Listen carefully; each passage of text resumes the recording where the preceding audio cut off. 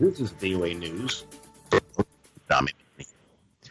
U.S. Democrats' historic boundary breakers joined forces Wednesday night at the party's national convention, pleading for Joe Biden's divisive or diverse coalition to put voting ahead of everything else this fall to save the nation from what they call the chaotic leadership of U.S. President Donald Trump.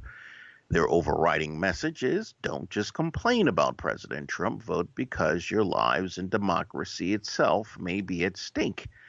Hillary Clinton, the first woman nominated for president by a major party, spoke ahead of Barack Obama, the nation's first black president, and Kamala Harris, Biden's running mate and the first black woman on a major party ticket. Democratic convention takeaways are to make history and pound President Trump. Throughout the night, though, the Trump campaign responded to the Democrats' statements. In one message responding to former President Barack Obama's support for Joe Biden, Trump staffers said 4 years ago Obama advised Biden not to run for president. The campaign then criticized Obama's own policy, saying that Mr. Trump has succeeded in many areas where Obama failed.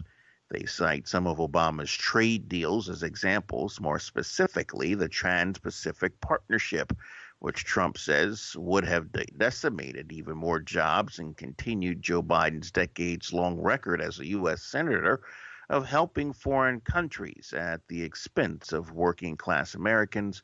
Republicans will hold a virtual convention of their own to nominate President Trump to run for a second term next week. Find more at voanews.com. This is VOA News. More than 784,000 people have died internationally from COVID-19. It's about 173,000 in the United States.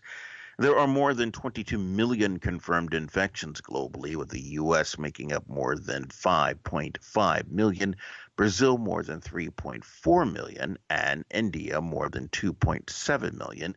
No other country has reached 1 million confirmed cases, although Russia does come close. New York Governor Andrew Cuomo responded Wednesday to an Associated Press report that his state's coronavirus death toll in nursing homes could be a significant undercount, saying it makes sense to include only those residents who died on the home's property. Unlike the federal government and every other state with major outbreaks, only New York explicitly says that it counts just residents who died on nursing home property and not those who were transported to hospitals and died there. If you die in a nursing home, it's a nursing home death. If you die in a hospital, it's called a hospital death, the Democratic governor said during an interview on Albany public radio station WAMC. U.S. President Donald Trump Wednesday touted the use of convalescent plasma as a treatment for COVID-19 and suggested a reported decision by regulators to put on hold an emergency authorization for its use could be politically motivated. An emergency approval by the Food and Drug Administration for the use of blood plasma as coronavirus treatment has been put on hold over concerns the data backing it was too weak. That's according to the New York Times Wednesday. Mr. Trump said it could be a political decision. People who survived an infection or infectious disease as COVID-19 are left with blood plasma containing antibodies, the body's immune system created to fight off a virus. This can be transfused into newly infected patients to try to aid the recovery. The United States will demand on Thursday that all United Nations sanctions be reimposed against Iran.